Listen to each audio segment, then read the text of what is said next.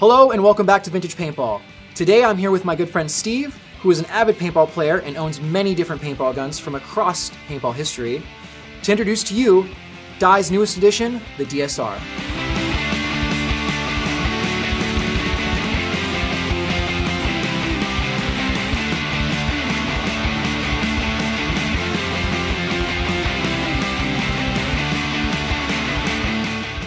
Alright guys, this is Dye's answer to Shocker Paintball's guns, as well as the G-Tech 160R. Now, that is just concerning the price point. These guns are built and shoot much better than what they cost. And that is particularly why we are so excited to show them to you. Now, starting with the features and the stuff that comes with this gun, in the box you do get a new redesigned ultralight. It has the same tip as you're used to, but with a redesigned, sleeker looking back.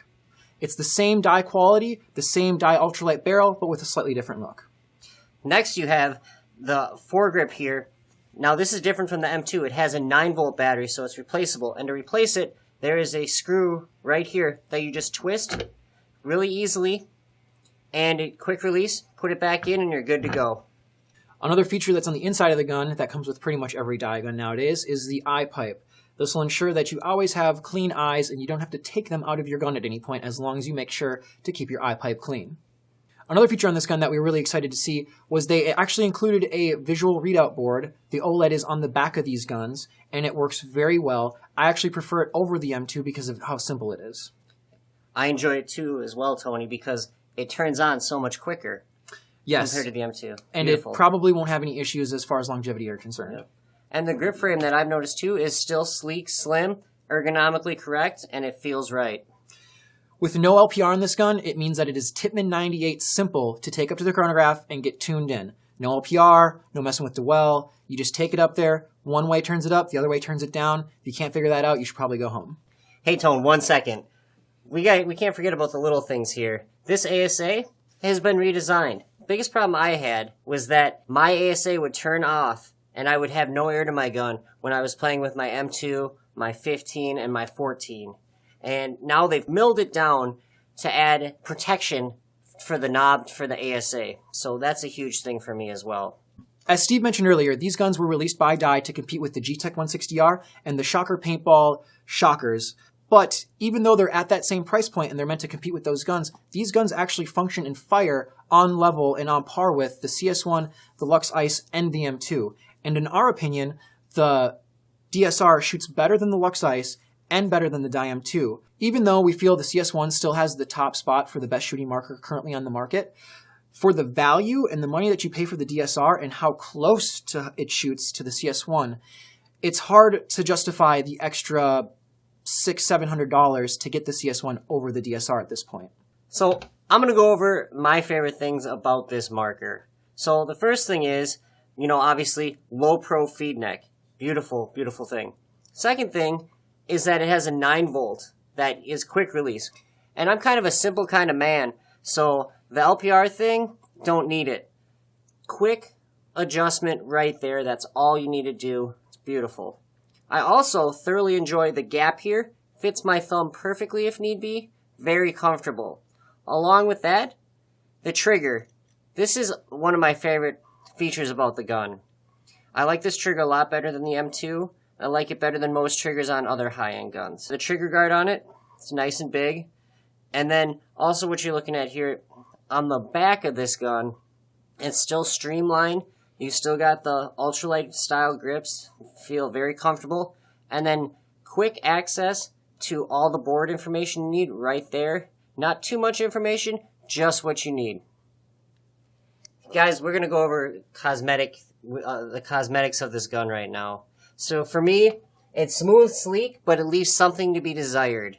I like a little more flash to my guns, and, this just isn't doing it for me, Tone.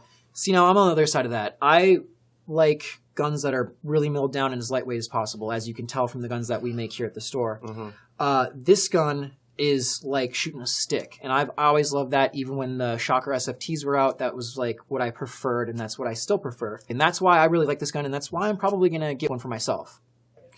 Now that Steve has talked to you guys about what he likes on the outside of the gun, I want to talk to you a little bit about what I like on the inside of the gun. Because as we all know, it's not about what's on the outside, it's about what's on the inside.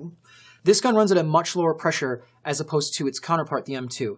The M2 runs at around 145 psi to 165 psi depending on your bolt kit and what gun you happen to have. This gun runs at 115 psi, which means it uses lower pressure, shoots the same velocity, and it doesn't have an LPR, which in my book means that this gun is much better engineered than its counterpart. It has less parts, less O-rings, less things to break, less things to adjust. It runs on a battery you can buy at the gas station, and it shoots better than the other gun that has all those things working against it. Moving on to the inside of the grip frame, we have the Moss Air operating system. This is Dye's new operating system that came with their Moss Air M2 upgrade, but this gun does lack the color readout display. This gun really works well as far as the programming and electronics are concerned. Dye has always been good with electronics, and this is no exception. Last but not least, I want to talk about the bolt kit that's inside of this gun. It is tremendously cool.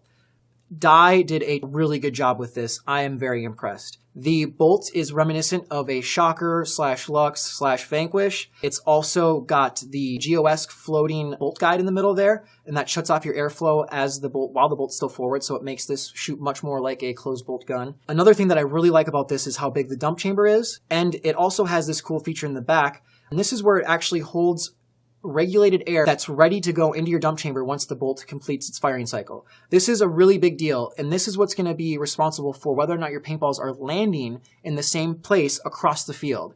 So this has been the DSR. We're very excited about it, and we implore you to not write it off because of the price point that it comes out at. This is a fantastic gun that shoots every bit as good as the CS1s, the Lux Ices, and the M2s. If you're balling under budget, this is the gun to get. It is brand new. It's a huge step up for Dye as far as the bolt kit technology goes, and we're excited to see that they're moving in this direction. Thanks guys for watching this video, and I'd also like to thank Vintage Paintball for allowing me to be a part of this video, and to look at the brand new Dye DSR. On behalf of Vintage Paintball, I would like to thank Steve for being here and being a part of our local paintball community.